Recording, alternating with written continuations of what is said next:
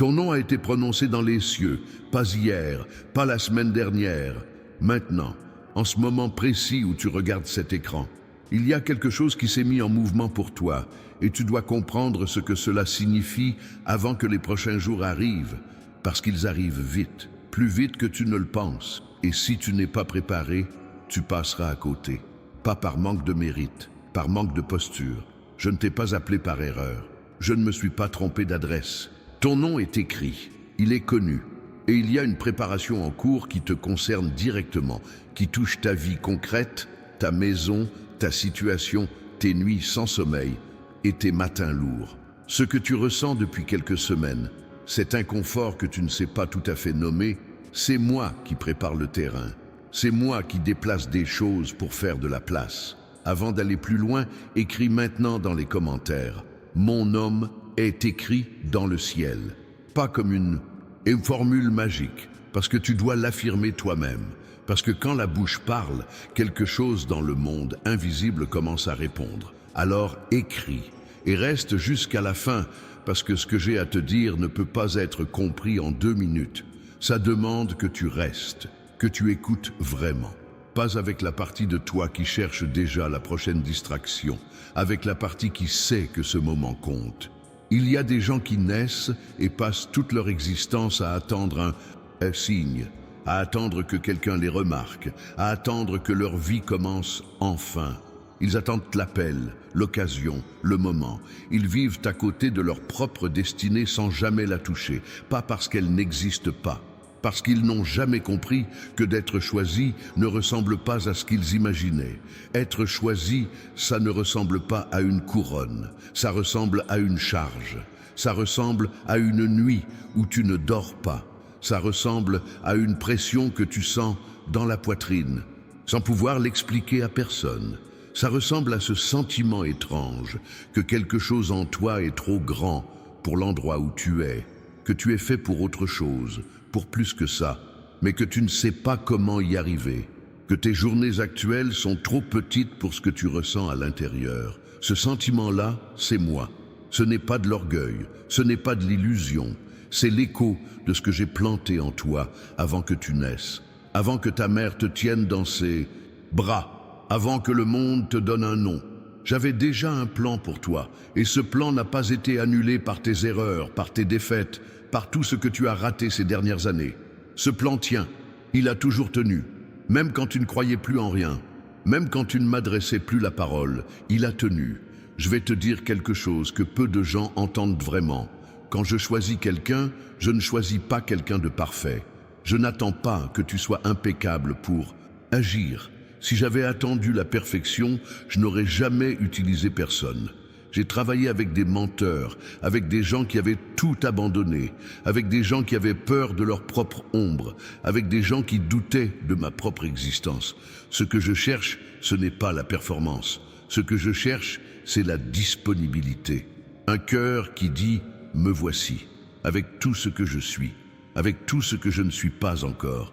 Est-ce que tu es disponible ? Est-ce que ton cœur est assez ouvert pour recevoir ce qui arrive? Parce que ce qui arrive pour toi maintenant est concret, ce n'est pas vague, ce n'est pas une belle promesse flottant quelque part dans l'air. C'est quelque chose de réel qui va toucher ta vie quotidienne, tes relations, ta situation matérielle, ta santé intérieure. Mais ça ne peut pas entrer dans quelque chose qui est fermé à double tour. Laisse le like sur cette vidéo maintenant. Pas pour moi, pour toi. Parce que chaque geste que tu fais avec intention compte. Chaque décision, même petite, dit quelque chose sur ce que tu crois vraiment. Et pour que ce message arrive à d'autres personnes qui en ont autant besoin que toi. Il y a quelque chose qui se passe dans ta vie en ce moment que tu n'as peut-être pas encore nommé. Une transition, une période entre 2 chapitres. Tu sens que l'ancien ne tient plus, que les anciennes façons de faire ne fonctionnent plus, que les relations d'avant ont changé de texture. Certaines personnes se sont éloignées, certaines portes se sont fermées. Et tu as essayé de comprendre pourquoi, tu as cherché des explications, tu t'es peut-être même reproché des choses, tu as pensé que c'était ta faute, que tu avais mal fait quelque chose, que si tu avais agi différemment, ces portes seraient restées ouvertes. Arrête de te reprocher ces fermetures. Je ferme des portes. moi. Quand quelque chose doit se terminer pour que quelque chose de plus grand puisse commencer, c'est moi qui coupe le fil. Et ça fait mal. Je sais que ça fait mal. Je ne dis pas que ça ne fait pas mal. Je dis que cette douleur a un sens. Je dis que cette perte a une fonction. Je dis que ce vide que tu ressens n'est pas un vide définitif. C'est un espace que j'ai créé pour y mettre quelque chose. Quelque chose qui ne pouvait pas coexister avec ce qui était là avant. Tu as passé trop de temps à remplir ton existence avec des choses qui ne t'appartiennent pas vraiment. Des occupations qui sont là pour ne pas penser. Des relations qui existent pour ne pas être seul. Des habitudes qui servent à ne pas sentir. Et tout ça prend de la place. Tout ça bouche les conduits par lesquels je veux faire passer quelque chose de nouveau vers toi. Le bruit permanent que tu crées autour de toi pour éviter le silence, je le connais. Je sais ce qu'il cache et je sais pourquoi le silence te fait peur. Parce que dans le silence, tu dois m'entendre. Et m'entendre, ça veut dire que tu ne peux plus prétendre que tu ne savais pas. Alors je crée du vide. Et le vide fait peur, le vide déstabilise, le vide oblige à regarder en face ce qu'on évitait de regarder. Mais ce vide, c'est moi, c'est ma main qui taille, c'est mon amour qui est parfois dur comme une taille dans la pierre. On ne sculpte pas une statue avec des caresses, on taille, et chaque coup qui enlève quelque chose révèle une forme qui était là depuis le début, cachée sous ce qui en trop. Il y a un e-book qui a été préparé pour t'aider dans cette période, il s'appelle « Comment ? Reconnaître les signes de Dieu au quotidien ». Tu le trouves dans le lien du commentaire épinglé. Prends-le, pas parce que c'est une obligation, parce que tu es justement dans une saison où comprendre les signes peut faire une différence réelle dans tes décisions. Parce que je parle dans ta vie plus souvent que tu ne le remarques, et qu'apprendre à voir ce langage peut changer ta façon de traverser les prochains mois. Parce que je parle tous les jours. J'ai toujours parlé, par des situations banales, par des conversations que tu n'aurais pas prévues, par des rêves dont tu te réveilles avec cette impression étrange que quelque chose vient d'être dit, quelque chose d'important, mais que tu ne te souviens plus des détails, par des hasards qui ne sont pas des hasards, par des répétitions qui finissent par attirer ton attention. Tu entends la même phrase 3 fois dans la même semaine, de 3 personnes différentes qui ne se connaissent pas. Tu tombes sur le même passage, la même histoire dans des contextes totalement différents. Ce n'est pas une coïncidence, c'est moi qui insiste. Par ce sentiment soudain que tu dois appeler quelqu'un, aller quelque part, ne pas faire quelque chose que tu avais prévu. Par cette hésitation qui te retient à la dernière seconde et qui t'évite quelque chose que tu ne sauras peut-être jamais. Par cette porte qui s'ouvre exactement au bon moment, alors que tu pensais que tout était bloqué. Par cette personne qui apparaît dans ta vie, juste quand tu avais besoin de ce qu'elle porte. Tout ça, c'est du langage. C'est ma façon de parler à quelqu'un qui vit dans un monde de bruit. Je ne peux pas toujours faire du bruit pour me faire entendre. Alors je parle dans les petites choses. Et la plupart du temps, tu passes à côté. Pas parce que tu es mauvais, parce que tu n'as pas été entraîné à voir, parce que personne ne t'a appris à écouter de cette façon-là, parce que le monde autour de toi t'a appris à regarder ce qui est grand, ce qui est bruyant, ce qui est spectaculaire, et que je parle souvent en chuchotant. Alors maintenant, prépare-toi. Ce mot que j'utilise, prépare-toi, il n'est pas là pour te faire peur. Il est là parce que ce qui vient demande une posture différente de celle que tu as maintenant. Tu ne peux pas recevoir quelque chose de grand dans une main crispée. Tu ne peux pas accueillir quelque chose de nouveau quand tu t'accroches avec les 2 mains à l'ancien. Tu ne peux pas marcher dans une direction nouvelle si tu te retournes constamment vers celle d'où tu viens. Prépare-toi, ça veut dire, commence à lâcher ce que tu sais au fond de toi que tu dois lâcher. Ce rapport à cette personne qui te vide, cette habitude qui te ronge, cette histoire que tu te racontes sur toi-même depuis des années et qui n'est pas vraie, ce ressentiment que tu gardes comme une médaille alors qu'il te pèse, cette rancune que tu entretiens comme un feu parce qu'au moins ça te donne l'impression de ressentir quelque chose. Commence là, commence maintenant, pas dans un mois quand tu seras prêt, maintenant. La préparation ne commence pas quand les conditions sont idéales. La préparation, c'est ce qui crée les conditions. Prépare-toi, ça veut aussi dire commence à prendre soin de ce que je t'ai déjà donné. Il y a des dons en toi que tu n'utilises pas. Il y a des capacités que tu sous-estimes parce qu'elles te semblent naturelles, faciles, normales. Mais elles ne le sont pas pour tout le monde. Ce qui te vient facilement, cette façon que tu as de comprendre les gens, ou de résoudre un problème, ou de créer quelque chose à partir de rien, ce n'est pas une banalité. C'est quelque chose que j'ai mis là, pour une raison. Et tant que tu ne l'utilises pas, il reste inutilisé. Comme un outil dans une boîte fermée, il y a une intelligence, une sensibilité, une façon de voir les choses qui est particulièrement à toi et dont tu ne te sers pas. Parce que tu attends de te sentir prêt, tu attends les bonnes conditions, tu attends que quelqu'un te donne la permission, tu attends que quelqu'un te remarque, que quelqu'un te valide, que quelqu'un dise « toi, oui, tu peux y aller ». Mais cette permission ne viendra pas de l'extérieur. Elle ne peut venir que de toi. Je suis en train de te donner la permission. Maintenant, pas quand ta situation sera plus stable, pas quand tu auras plus confiance en toi, pas quand tu auras réglé tous les problèmes en suspens. Maintenant, dans l'état où tu es, avec ce que tu as depuis l'endroit où tu te trouves, la permission de commencer, la permission d'essayer, la permission d'échouer et de recommencer, la permission d'être en chemin sans avoir encore d'arrivée. Partage cette vidéo avec quelqu'un qui en a besoin. Tu as sûrement une personne en tête en ce moment même, quelqu'un qui traverse quelque chose de difficile, quelqu'un qui doute de lui, de sa valeur, de son avenir, quelqu'un qui a besoin d'entendre que son nom aussi est connu, quelqu'un qui a besoin d'un rappel, que rien de ce qu'il a vécu ne l'a disqualifié pour ce qui vient. Envoie-lui ça. Maintenant, avant de continuer, maintenant je dois te parler d'autre chose, de ce que l'ennemi essaie de faire dans cette saison précisément. Parce que quand je commence à me préparer à agir dans la vie de quelqu'un, il y a toujours une résistance, toujours, sans exception, une pression dans la direction opposée, une voix qui dit « tu te fais des illusions », une situation qui tombe au mauvais moment pour te décourager. Une personne qui dit exactement ce qu'il ne faut pas que tu entendes. Pas par hasard, parce que ça fait partie du combat.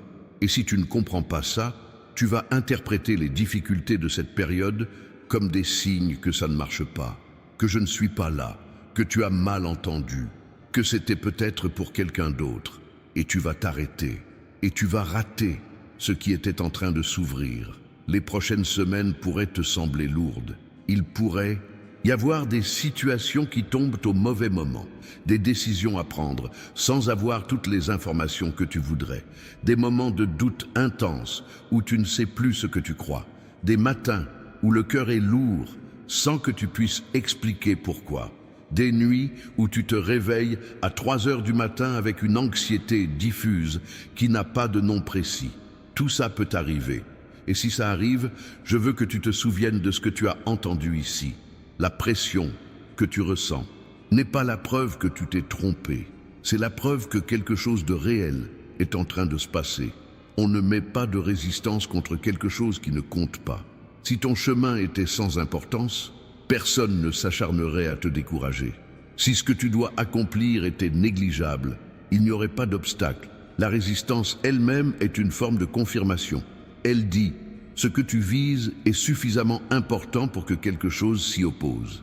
Il y a des gens qui ont arrêté juste avant la rupture, juste avant le retournement. Ils ont vu les difficultés et ont conclu que ce n'était pas le bon chemin. Ils ont interprété l'obstacle comme un signal d'arrêt.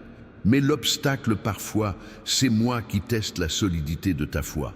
C'est moi qui veux savoir si tu continues quand c'est difficile, ou si tu ne continues que quand c'est facile. Parce que quelqu'un qui ne persiste que quand c'est facile, ce n'est pas quelqu'un à qui on peut confier une chose de grand. Si la moindre résistance te fait faire demi-tour, qu'est-ce qui se passera quand viendra la vraie responsabilité, le vrai défi, la vraie pression? Je dois savoir que tu tiens, pas que tu tiens dans l'euphorie des bons jours. Pas que tu tiens quand tout va bien et que tu es plein d'énergie, que tu tiens dans la durée, que tu tiens quand tu es épuisé, que tu tiens quand les résultats ne se voient pas encore, que tu tiens quand les gens autour de toi te regardent avec scepticisme, que tu tiens quand ta propre voix intérieure te dit que tu perds ton temps. Abonne-toi à cette chaîne si tu n'es pas encore abonné. Il y a des messages qui arrivent régulièrement ici, et chacun d'eux parle à un moment précis de la vie de quelqu'un.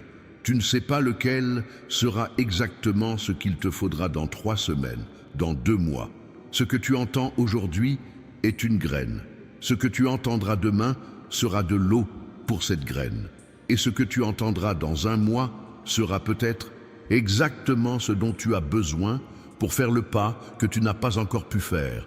Je veux que tu comprennes quelque chose sur la notion d'être choisi. Dans ta tête, peut-être, être choisi ressemble à une exemption, comme si ça voulait dire que les difficultés vont disparaître, que la vie va devenir simple, que les problèmes vont se résoudre d'eux-mêmes, que tu n'auras plus à te battre, que les choses vont enfin couler de source. Mais ce n'est pas ce que ça veut dire. Être choisi, c'est être équipé pour ce que d'autres ne peuvent pas porter. C'est recevoir une capacité supplémentaire, pas une réduction de la pression. C'est être formé pour naviguer dans des eaux où d'autres couleraient. Le choix ne te met pas à l'abri. Il te prépare, il te fortifie, il te donne les ressources intérieures pour traverser ce que la vie envoie. Et ces ressources intérieures, elles ne viennent pas sans un processus. Elles viennent avec le temps, avec l'expérience, avec les épreuves traversées. Ce que tu as vécu et que tu considères comme des pertes, c'est aussi ce qui a construit quelque chose en toi, quelque chose que tu ne peux pas avoir autrement. Et quand je dis que ton nom est choisi, je ne parle pas d'une faveur arbitraire, je parle d'une identification précise. Il y a quelque chose que tu peux faire, comprendre, porter, transmettre, que d'autres ne peuvent pas. Il y a une place dans ce monde qui a ta forme et seulement la tienne. Et cette place est vide tant que tu n'y es pas. Ce n'est pas une métaphore, c'est une réalité. Il y a des personnes dont la vie sera touchée par ce que tu feras, ou par ce que tu diras, ou par ce que tu seras. Et elles attendent, pas consciemment, mais elles attendent. Cette idée que quelqu'un d'autre pourrait faire ce que tu es censé faire, c'est une de ces illusions que l'ennemi utilise pour te neutraliser. Si tu ne le fais pas, ça ne sera pas fait. Pas de cette façon-là, pas avec ce que tu apportes, pas au bon moment, au bon endroit, pour les bonnes personnes.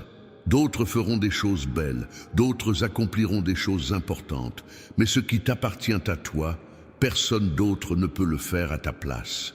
C'est l'un des mystères de comment je construis. Chaque pièce est unique et chaque pièce est nécessaire. Tu as peut-être vécu des années à te convaincre que tu n'es pas à la hauteur, que tu as trop de défauts, que tu as trop de passé, que ce que tu as raté ne peut pas être réparé, que tu es trop vieux pour commencer ou trop jeune pour être pris au sérieux ou trop blessé pour fonctionner correctement, que tu as déjà trop gâché, que les autres ont des chances que tu n'auras jamais, que quelque chose en toi est fondamentalement abîmé d'une façon qui ne se répare pas. Ces voix-là ne viennent pas de moi. Ces voix-là sont là pour t'empêcher de prendre ta place. Et elles ont réussi pendant longtemps, peut-être trop longtemps. Mais tu es là aujourd'hui à écouter ça.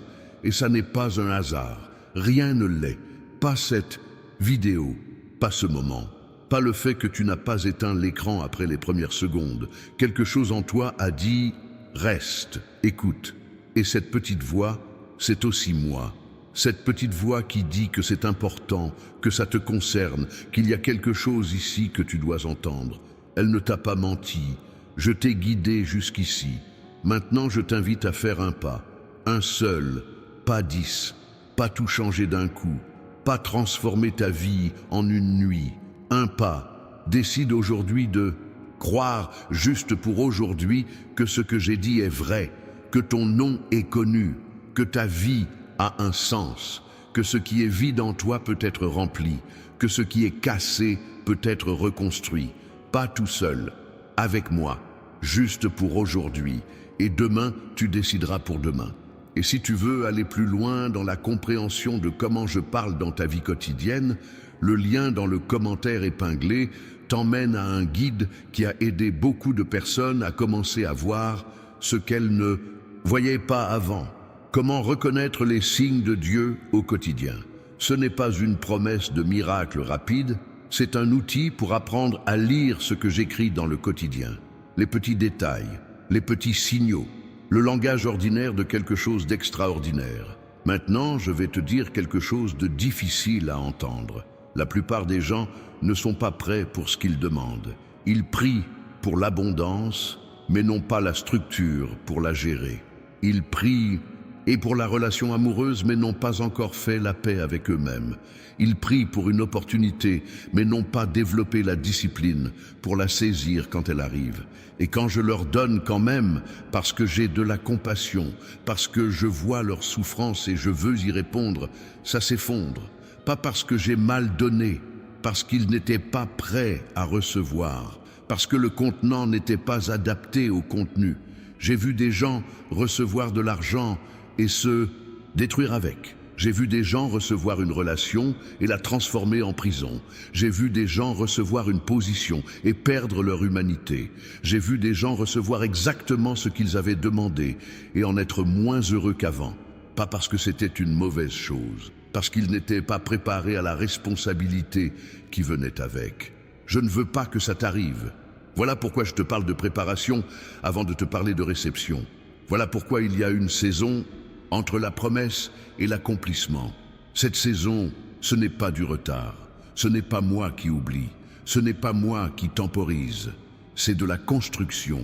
Je suis en train de construire en toi la capacité de porter ce que tu as demandé.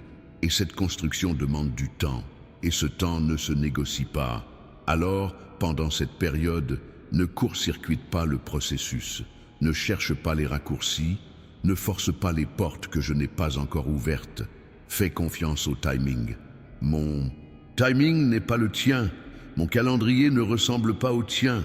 Je ne fonctionne pas avec les mêmes catégories de temps. Ce que tu vois comme un retard, je le vois comme une préparation.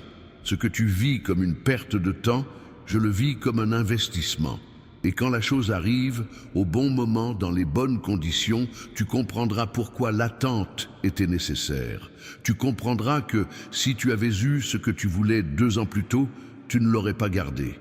Il y a quelque chose que je veux te donner dans cette saison. Ce n'est pas de l'argent, pas encore. Ce n'est pas une relation, pas encore. Ce n'est pas la résolution de tous tes problèmes, pas encore. C'est quelque chose de plus profond et de plus durable. C'est la paix. Une paix qui ne dépend pas de ce qui se passe autour de toi. Une paix qui tient même quand les chiffres ne rentrent pas. Une paix qui reste même quand quelqu'un te déçoit. Une paix qui est là même les matins où tu te réveilles et tu ne sais pas comment tu vas tenir la journée. Une paix qui coexiste avec l'inquiétude, avec l'incertitude, avec les questions sans réponse. Pas une paix qui efface tout ça. Une paix qui tient en dessous de tout ça. Cette paix-là est disponible maintenant. Elle n'est pas conditionnée à ce que ta situation s'améliore d'abord. Elle vient avant. Elle est le fondement sur lequel tout le reste peut être construit. Et elle n'est accessible que d'une façon, en restant connecté à moi. Pas de façon rituelle, mécanique, par obligation.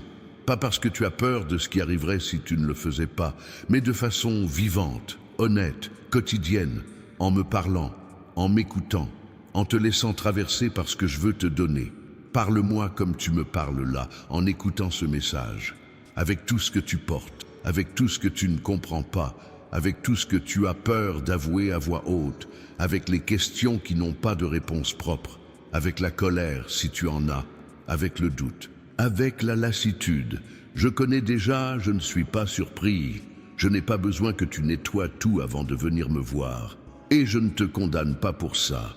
Je t'invite à venir avec tout ça dans les mains ouvertes. Il y a des personnes qui regardent cette vidéo en ce moment et qui portent quelque chose depuis des années, une culpabilité ancienne, une douleur qu'on n'a jamais vraiment soignée, une décision passée qui revient la nuit, un secret qui pèse, une honte dont on ne parle pas parce qu'elle semble trop lourde à exposer. Et ils se disent que tout ça les disqualifie, que moi je ne peux pas être pour eux parce qu'ils ont trop de bagages, que les autres ont droit à mes bénédictions, mais pas eux, pas après ce qu'ils ont fait, pas après ce qu'ils ont laissé faire, pas après tout ce temps perdu. Mais je ne te demande pas de venir léger, je te demande de venir avec tout ce que tu portes, parce que je suis capable de porter ce que tu ne peux pas, parce que ma force n'est pas diminuée par la lourdeur de ce que tu apportes, parce que ce que tu considères comme un obstacle à te rapprocher de moi, c'est exactement la raison pour laquelle tu as besoin de te rapprocher. Le fils qui est parti avec l'héritage et qui a tout dilapidé, quand il est revenu, son père ne lui a pas dit « Tu t'es trop trompé, tu n'as plus ta place ici, va chercher ailleurs ce que tu as perdu ». Non, son père a vu la silhouette au loin et il a couru. Il n'a pas attendu que le fils arrive jusqu'à la porte. Il est allé au-devant, il a couru, pas marché, couru. C'est la mesure de ce que je ressens quand quelqu'un fait ce premier pas. Quand quelqu'un décide de revenir, je ne reste pas assis à attendre de façon distante. Je cours vers toi et je n'attends pas que tu expliques tout avant de t'embrasser. C'est comme ça que ça fonctionne.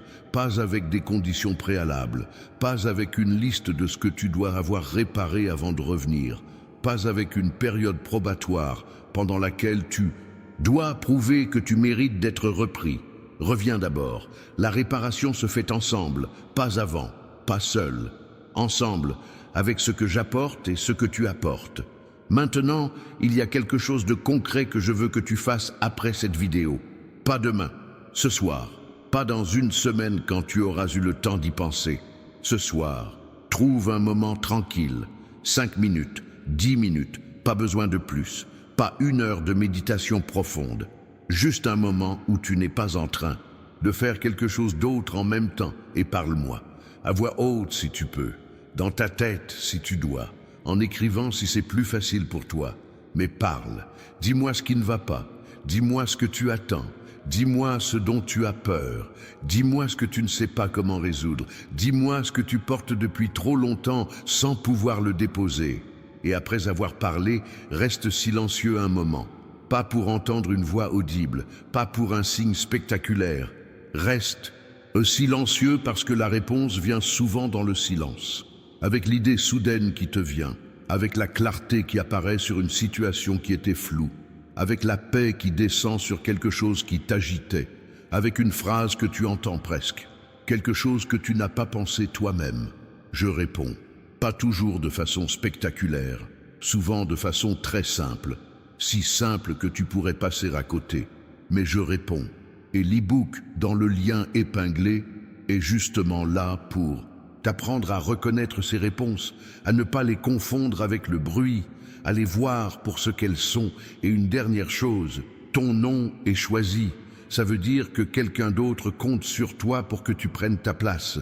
Il y a des gens dans ta vie, dans ton quartier, dans ton lieu de travail, dans ta famille, qui ont besoin de ce que tu peux apporter. Des gens qui cherchent quelque chose que tu peux leur montrer. Des gens qui ont besoin d'un exemple que tu peux être, des gens qui ont besoin d'une conversation que tu peux initier, des gens qui ont besoin que tu sois là, simplement là, au bon moment. Et tant que tu es en attente, en paralysie, en doute permanent, eux aussi attendent. Ton hésitation a des conséquences sur des gens que tu ne vois même pas encore. Ce n'est pas pour te mettre une pression supplémentaire, ce n'est pas pour te culpabiliser, c'est pour que tu comprennes que ta vie ne t'appartient pas seulement à toi. Ce que tu fais avec elle, ou ce que tu ne fais pas, affecte un cercle que tu ne mesures pas entièrement. Et ce cercle s'étend bien au-delà de ce que tu imagines. La personne que tu aideras dans 6 mois n'existe peut-être pas encore dans ton entourage, mais elle arrivera. Elle arrivera parce que tu auras pris ta place. Elle arrivera parce que tu auras dit oui quand tu avais peur. Elle arrivera parce que tu auras commencé, même imparfaitement, même en tremblant. Et quand elle arrivera, tu comprendras pourquoi tout ce que tu as traversé était nécessaire. Parce que ce que tu as traversé est exactement ce dont elle a besoin d'entendre. Prends ta place. Commence là où tu es, avec ce que tu as, maintenant, sans attendre que tout soit parfait. Sans attendre que tu sois prêt à 100%, sans attendre que le doute disparaisse complètement. Commence avec le doute, commence avec l'incertitude, commence avec les mains qui tremblent et laisse-moi faire le reste. Ton nom est choisi. Ce n'est pas une erreur, ce n'est pas une exagération. Ce n'est pas une formule pour te faire du bien. C'est une réalité que je confirme maintenant pour toi, dans ce moment précis. Et maintenant que tu l'as entendu, tu ne pourras plus dire que tu ne savais pas. Tu sais. Et ce que tu fais avec ce que tu sais, c'est le prochain chapitre. Il y a quelque chose que je n'ai pas encore dit et qui est peut-être le plus important. Je connais ton nom, mais je connais aussi ton histoire. Pas les grandes lignes, les détails, les nuits où tu as pleuré sans que personne soit là. Les moments où tu as souri pour ne pas inquiéter les autres alors que tu étais en train de te noyer à l'intérieur. Les décisions que tu as prises sous pression et qui ne ressemblaient pas à ce que tu aurais voulu. Les fois où tu as dit des choses que tu ne pensais pas parce que tu étais blessé. Les fois où tu n'as pas dit ce que tu pensais parce que tu avais peur. Je connais tout ça. Et rien de tout ça ne change ce que j'ai décidé pour toi. Parce que ce que j'ai décidé, je l'ai décidé en te voyant en entier. Pas en te voyant à ton meilleur, en te voyant en entier, avec tes zones d'ombre et tes zones de lumière. Et j'ai dit, c'est ce fils-là que je veux. C'est cette histoire-là qui m'intéresse. Pas malgré ce qui est difficile. En incluant tout ça, il y a des gens qui pensent que je choisis des gens simples, des gens sans histoire compliquée, des gens qui n'ont pas fait de choses dont ils ont honte, des gens qui ont une trajectoire propre, sans aigreux, sans chute. Mais si tu regardes les histoires de ceux que j'ai vraiment utilisés, tu verras que ce n'est pas ça. Tu verras des gens qui avaient des passés lourds, des gens qui avaient menti, des gens qui avaient trahi, des gens qui avaient abandonné, des gens qui avaient douté de tout, des gens dont la vie, vue de l'extérieur, n'était pas la plus encourageante. Ce que ces gens avaient, ce n'était pas une biographie parfaite, c'était une disponibilité totale à partir du moment où ils avaient dit oui. Ce qu'ils avaient, c'était la capacité de se laisser changer, parce que je ne cherche pas quelqu'un qui n'a pas besoin d'être changé. Je cherche quelqu'un qui accepte de l'être, et ce sont deux choses complètement différentes. Est-ce que tu acceptes d'être changé? Pas modifié en surface, pas légèrement retouché, changé, en profondeur, dans la façon dont tu te vois, dans la façon dont tu vois les autres, dans la façon dont tu utilises ton temps, dans la façon dont tu prends tes décisions, dans ce que tu priorises, dans ce à quoi tu dis oui et dans ce à quoi tu dis non. Est-ce que tu es prêt pour ça? Parce que si tu l'es, alors ce qui vient est exactement ce que tu penses que c'est. Et si tu ne l'es pas, ça n'arrivera pas. Pas parce que j'ai décidé de ne pas donner, mais parce que tu n'auras pas créé l'espace nécessaire pour le recevoir. Je vais te parler de quelque chose que très peu de gens comprennent, sur comment je travaille. Je travaille rarement avec des éclairs. Je travaille avec du temps. Je travaille avec du quotidien, je travaille avec la répétition, je travaille avec des accumulations de petits moments qui, mis ensemble, forment quelque chose de grand. La plupart des transformations qui changent vraiment une vie ne ressemblent pas à une explosion soudaine.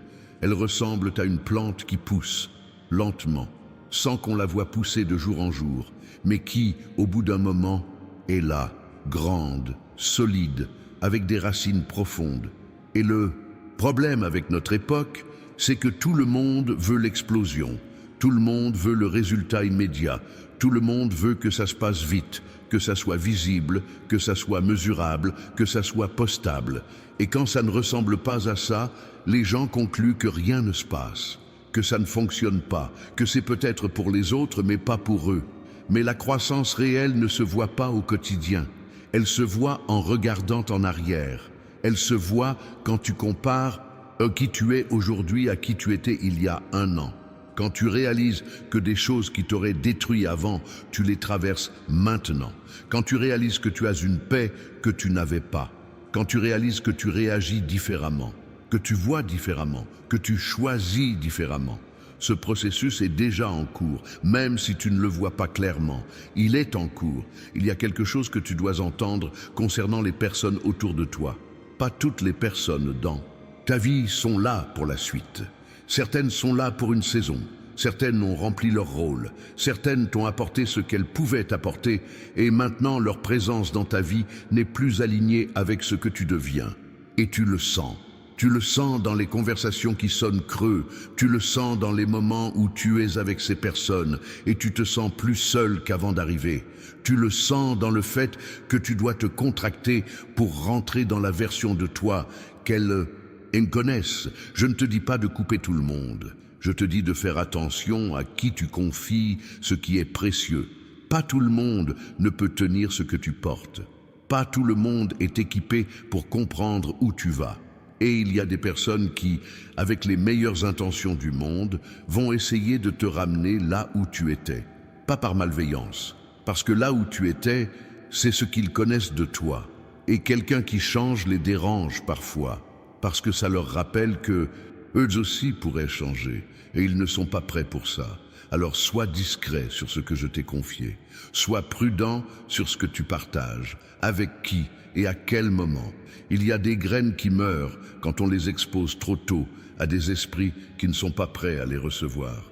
Il y a des projets qui avortent parce qu'on en a parlé avant, qu'ils soient assez solides pour résister au scepticisme des autres. Protège ce qui est en train de germer.